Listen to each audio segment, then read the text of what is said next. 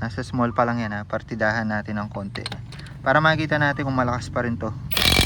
Sa video ito ay i-review natin kung okay pa ba o gumagana pa ba itong impact wrench na nabili po natin 2 taon na po yung nakalipas. Subukan po natin kung kaya pa rin po nitong tanggalin yung malaki at may higpit na nut sa ating mga motor, kabilang na po yung rear wheel nut at saka yung parts ng ating mga CVT. Sulit nga ba yung impact wrench na ito? At kung magkano yung updated price nito ngayon online. 2 years ago may binili po tayo at na-review na impact wrench para pambaklas po sa mga may higpit na parts ng ating mga motor. At ito na po siya, medyo may kalumaan na at nagkakahalaga po nun ito ng 2,000 pesos halos. Ang inclusions po niya, meron po siyang sariling box, 2 battery, tapos isang socket tool, ayan, from 24 to 8mm. At nakita po natin doon sa review na nabaklas niya po yung mga may higpit na nuts, including po sa rear wheel nut at saka yung mga parts ng ating mga CVT. So kung gusto nyo mapanood yung video, ito po yung link. So pagkatapos po ng 1.5 taon ng pagkabili natin ito sa hindi inaasang pagkakataon, nabasa po yung charger po niya, nasira. Also yung baterya, kung kaya naman hindi na po natin siya mapagana. Kung kaya naman bumili po tayo nitong Inco impact wrench, which is nagkakahalaga ng almost 5K, which is napakamahal pero napaka worth it naman ito. So syempre ngayon natin hanggang ito, pero marami pa rin yung nagko-comment sa video at nangangamusta kung ano na nga ba yung kondisyon ng impact wrench natin. So syempre sa kagustuhan kong bigyan kayo ng update nito, bumili po ulit tayo ng bago kasi akala ko sira na tong impact wrench natin eh. Bumili tayo ngayon, actually mas mura na siya compared dun sa dati nating bili. Yung bili po natin dito, ito isang impact wrench, kagaya pa rin niya itong dati nating binili. Isang impact wrench, 2 baterya at may charger. Walang box, nasa 1,000 lang po yung presyo. Actually mas mura pa yan kung isang baterya lang yung bibili nyo, nasa 700 to 800 ata. Pero yun, wala pa siyang mga socket na ganito. Pero yung difference niya dito sa dati nating binili, ayun nga may socket to, which is from 24 to 8mm deep socket na siya. 2K, medyo mahal po siya kasi ngayon nabibili po natin ito nasa 250 more or less. So kung idadagdag natin to 1,000 plus 250 is 1,250. Meron na po kayong buong set ng pangbaklas sa mga masikip na nuts nyo. So okay lang naman siguro kahit walang box, pwede nyo naman siyang itabi sa isang lalagyan at yun, hindi kayo gagastos ng malaki para sa mga pambaklas ng inyong mga motor. Itong luma natin, akala ko sira na talaga kasi nabasa nga yung baterya niya at saka yung charger. So akala ko matagal lang hindi nagamit, sira na. Pero until tinry ko itong bagong baterya natin, sinaksak ko dito sa lumang impact wrench natin, gumana pa rin siya, okay pa rin siya. So para sa video na ito yung itatry po natin dahil nagamit naman po natin siya ng almost 2 years. Titingnan natin kung okay pa rin siya, malakas pa rin siya, kaya po niyang baklasin yung mga nuts natin. So para ma-review na rin natin kung sulit nga ba itong impact wrench nito after 2 years. Walkthrough ko muna kayo sa paggamit nito, medyo limot ko na rin kasi iba siya sa Inco natin sa Inco impact wrench. So itong re-aim, may magandang setting naman po siya. So pag pinindot po natin yan, kusang iilaw po ito, magamit po natin yan kapag gabi. Makikita po natin yung mga bolts na binabaklas po natin. So may indicator din po siya ng baterya, which is ayan, may 3. So tig 30% siguro, umiilaw lang pag ginamit natin. Ayan o, kapag bawas na yan, ibig sabihin 50, tapos pag isa na lang siguro mga 20, ganon. Tapos meron siyang small large dito, may bilog dun sa kabila, tapos square dun sa kabila. Kasi ang gamit po niyan, 'di ba may paluwag tayo at saka pasikip. So pag pinindot natin itong nasa may left side, check ko lang counterclockwise, paluwag siya. Ngayon, walang nakailaw. Check natin yung small. Alam ko, ayan. Yung small muna. Sa small, pag pinindot natin siya, humihinto-hinto. So kung gusto natin na may parang pahinga yung impact wrench natin, yung kakadyot lang siya, pindot, may hinto-hinto, ayan, small yung setting natin. Ngayon, pag pinindot pa natin isang beses yan, hindi ko sure kung yung large is hindi na talaga umilaw, pero sa large setting po siya, ano yung lakas niya, parang pwede natin tansyahin, ayan from mahina. Tapos pag pinakapindot natin, so yun, kokontrol po natin yung power ng impact wrench. Ngayon naman, sa paghigpit, pipindutin natin yung dito sa kabila. Tama ba? Tama, clockwise yan. So clockwise, makikita nyo, ayun, nandito naman sa box yung ilaw niya. So nasa small siya. Ayan yung ikot niya. Palagay ko mahina pa to kasi pag pinindot natin yung large, ayan yung large, ibig sabihin malakas yung power. Yun, mas malakas nga siya. So yun, kontrolado natin power. Try natin dito sa motor. So sakto, ngayon babaklasin po natin itong ating mga gulong kasi lilinisan po natin ito. Tatry po natin i-bapping itong crankcase natin. At saka also, papagpagan din po natin yung CVT natin. So babrushan lang natin yung loob, yung mga gabok-gabok niya. So yun, matatry po natin itong impact wrench po natin na nabili natin 2 years ago. So umpisahan po natin dito sa mga swing arm po natin. So 14mm gagamitin po natin yung socket po natin dito. So yan, okay to kung sakali mang goods yung quality nito, goods pa rin yung quality nito. May re-recommend ko po siya sa inyo. Syempre, 2 taon na siya. At saka akala ko nga sira na. Napabili pa nga tayo ng bago. Akala ko sira na to. Pero yun lang, meron naman nabibiling baterya lang. Kung alam ko nga lang, baterya na lang yung binili natin.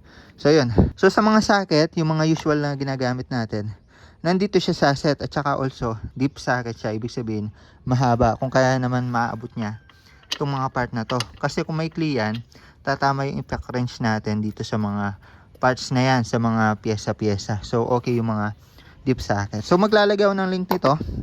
Tsaka ito. Tsaka yung mga yan. Basta yung impact wrench natin. Para i-Peberman, kayo na bahala kung anong gusto nyo orderin. Isang battery, 2 baterya.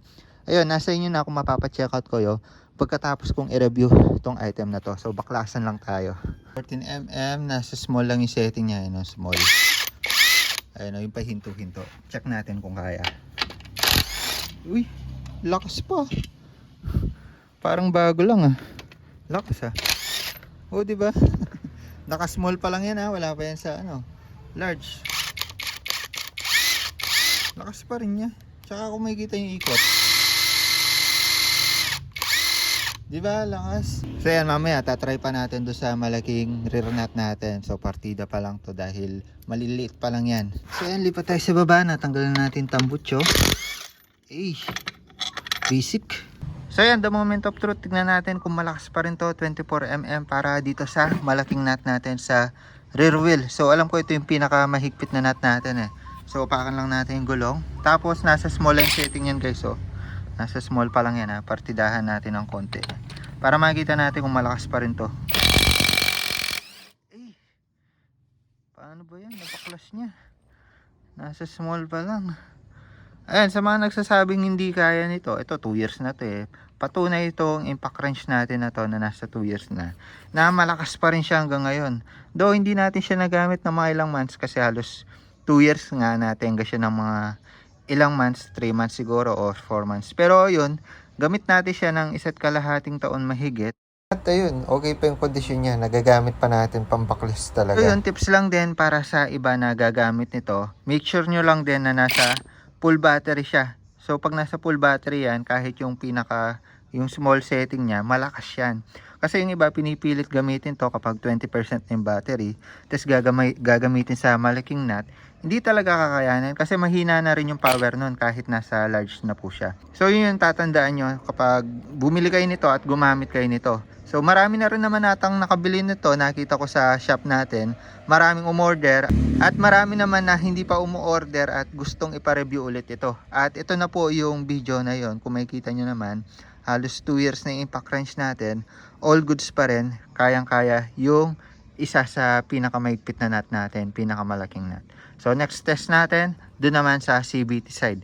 Isa may pulley po natin at saka sa may bell. Medyo mahigpit din yon. Tsaka yun din yung usually na gusto natin gamitan talaga ng impact wrench. Kasi mahirap siyang gamitan ng white tool. So yun, buksan lang natin itong CVT po natin. So yun, kapag gusto nyo mag DIY, hindi na kayo mahirapan. Kapag may ganito kayo, wala nang white tool, ganon. So yan, nabuksan natin CVT natin, try natin sa mga nut na to. So mas okay na impact wrench yung ginagamit natin dyan. Pangluwag, mas magaan kasi. Kasi pag white tool, kailangan pa natin isandal, minsan nabibilog, mga ganong bagay. So ito, babaril ka na lang, tanggal na agad, hawakan mo lang siya ng konti. So yan yung bala nito, 19mm. Tapos yung kabila, is 22mm. Ayan, no? Swak na swak yung mga natin yung mga deep socket kasi swak siya sa mga tornilyuhan natin. So 8, 10, 12, ayan, sakto sa mga parts ng motor natin. So sulit na sulit to, dati ko pa gamit yan. Sabay kong binili ito nitong impact wrench set kasi yan. So yun, try na natin dito the moment of truth. Gamitin natin tong luma. So i-review na natin kung kaya pa nitong luma. So ito yung bago natin take note. Ayan, lumang luma to, makalawang na nga Check natin kung kaya pa niya, guys. By the way, ang dumi na din na CVT ko, parang nagpapalinis na Yan, kaya ngayon nabuksan natin. So counterclockwise, paluwag, tapos small setting, yung humihinto yan Ayan, pag binabara. Ayun yung ilaw niya, guys. Pag gabi, kaya naman yan makita yung mga nut. Maliwanag yan pag gabi. Ngayon kasi umaga, di kita Yun, luwagan na natin. 19mm. Sawakan lang natin itong bell natin. Check natin kung kaya pa.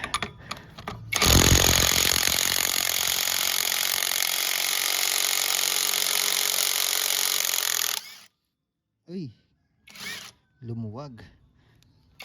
So kapag mahigpit yung bubuksan niya, hindi siya hihinto, dire-diretso pala siya. Ayun nasa small setting.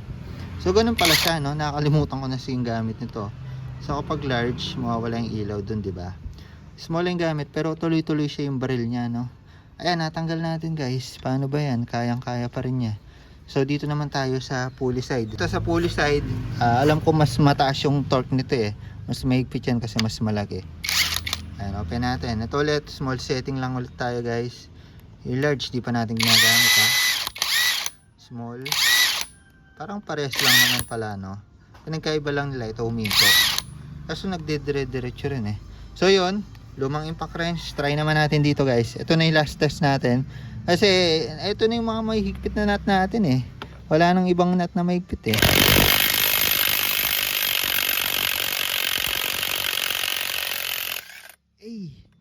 Kinaya. So medyo tumagal lang ng konti, pero yun pa man, kaya niya. Ayan naluwagan. So yun, kaya niya, guys. Basic na basic, luma na to Kala ko nga hindi na gumagana to di ba? May ibubuga pa itong na to. 2 years old natin na impact wrench re-aim.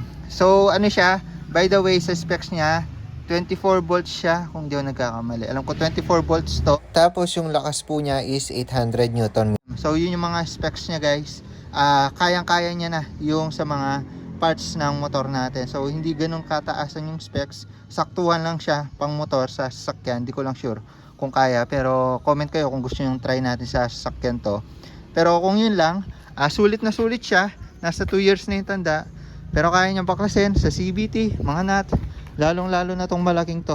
Syempre kung kaya niyang baklasin, kaya niyang higpitan yan. So sa paghigpit kasi, torque wrench yung gamit ko para makita ko yung tamang sukat ng newton meter niya, yung tamang higpit lang. Kasi minsan over torque siya sa impact wrench.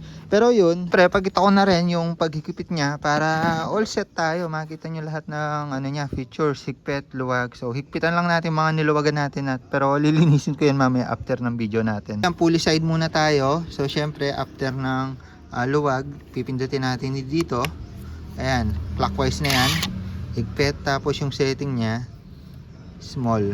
So small lang natin kasi baka ma-over torque sa large kasi i-torque wrench pa natin. So ganun yung tactics dito. Marami kasi yung napupudpud yung thread nila dito dahil ginagamitan ng impact wrench. Tinotodo nila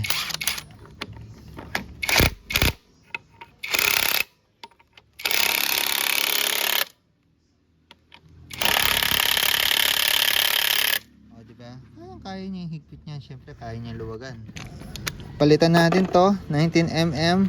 Ayan, clockwise pa rin.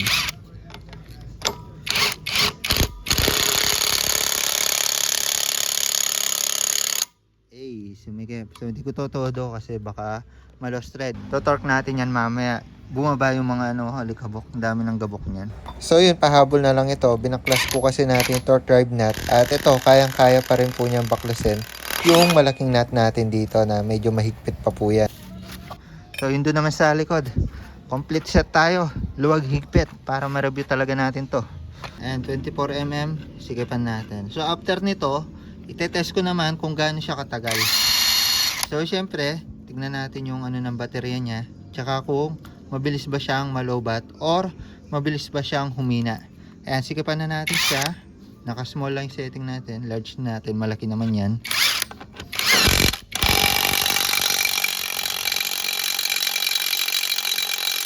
Ayan, naka large. Ngayon luwagan ulit natin para lang makita nyo. O yun, luwag na naman, natanggal na naman. So mamaya ko na babalik yan kasi lilinisan ko nga yung loob.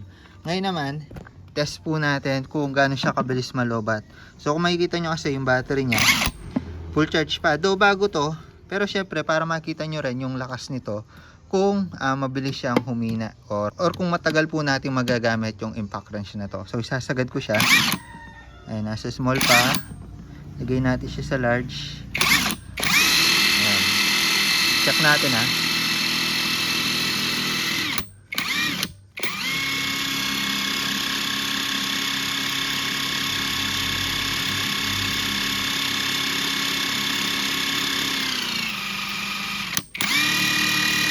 Ay, ngayon ko lang napansin. Ay, tatlo pa pala. Kala ko dalawa na.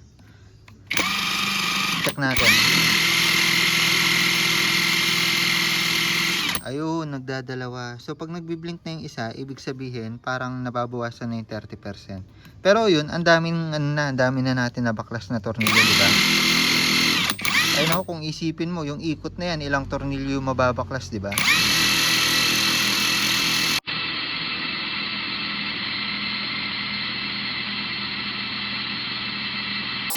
Ay, so yun, kapagod. So, hindi ko naubusin yung battery. At least nakikita nyo naman, ayan o, bumalik ulit sa 3. Ibig sabihin, parang nababawasan pa lang ng konti yung battery niya. Magbiblink yung unahan pag nababawasan ng konti. Pero yun, sulit na sulit. Ang dami yung mababaklas yun, o, sa ikot na yan. Ayan o, so sulit, malakas po siya also. Marami na po kayong mababaklas na tornilyo. Hindi lang isang baklasan to, maraming baklasan na po yan. Subok ko na rin yan sa mga nauna kong gamit nito sa unang taon na paggamit. Talagang marami akong nababaklas. Matagal siya bago i-charge. Also sa pag-charge nito guys, sa charger niya, may ilaw dito yan, ayan o. Ayan, pag sinaksak nyo to, itong dulo, isasaksak nyo dyan, magpupula ito. Ngayon, pag puno na itong battery ninyo, magi-green yan. So, ito kasi wala siyang ilaw. So, dito nyo na lang makikita yung indicator. So, pakita ko sa inyo. So, yan, ito yung charger natin. So, nasaksak na po yung baterya. Ngayon, pula po yan kapag nagcha-charge. Pero pag napuno po yan, magi-green po yan. So, pakita ko sa inyo yung green. Green po siya kapag walang nasaksak kayo, no? Ayan, pag sinaksak po natin, dito lang sa bilog na yan. Ayan, dito lang sa ilalim. So, pag napuno yan, magi-green din yan. So, ganun yung indicator. Huwag nyo lang i-overcharge, pero nasa 2 to 3 hours yung nito, charging. Depende na lang kung gaano siya kalowbat. So, yun, para may idea lang kayo kung bibili kayo nito. So, yun, for conclusion, all goods po siya kung nagdi-DIY kayo, nagbabaklas kayo ng malaking tornilyo, at gusto yung di mahirapan, hindi ma-hassle. Goods na po ito para sa presyo po niya. Hindi siya sobrang high-end, pero kaya niyang tanggalin yung mga malaking tornilyo sa ating mga motor. Also, pang matagalan po siya. Nakita nyo naman, gumana pa rin yung luma natin. At napabili pa tayo ng bago kasi kala ko sira na to. Ayun din guys, wag nyong hayaang mabasa itong baterya. Kasi ito napaulanan ko eh. Pag nabasa yung loob, pwedeng mabulok yung mga baterya sa loob niyan. Yung mga parts sa loob. Kaya yun. Tsaka ito, parang yung dating charger nito, nawala na eh. Pero yung sira nito, nabasa rin. Tsaka naputol to. So, ingatan nyo lang din, yun, ingatan nyo lang para tumagal sa inyo. Also, kung nasira yung baterya ninyo, kasi expect naman natin talaga na maunang masira yung baterya compared sa impact wrench. Pwede nyo bilan ng bago, so may nabibilan naman ng bago nito na baterya lang. So, yun, bilhin na kayo ng 2 or 3 para may extra kayo. So, yun, ilalagay ko po yung link ng impact wrench natin, yung updated price na mura na, katulad ng nabili natin. 1K lang, 2 na yung baterya. Tsaka also itong set na to, tsaka yung baterya lang. Pili na lang kayo kung anong set ng impact wrench yung gusto nyo. Yung may baterya, yung may 2 baterya ba, 1 baterya, may case, may kasama na ito. Whatsoever, kayo nang bahala, depende na sa budget nyo yan. At trip ninyo. Ang sa akin lang, nabigyan ko kayo ng review at idea about dito sa impact wrench natin na 2 taon na po yung tanda. Gumagana pa, malakas pa. Yun. Ingat-ingatan nyo lang din syempre para tumagal sa inyo. So yun lang muna para sa video na ito. The more click, the more you know. Murang impact wrench, pambaklas ng ating mga motor. Review rin nitong luma natin. Sulit na sulit. Alright, bye-bye.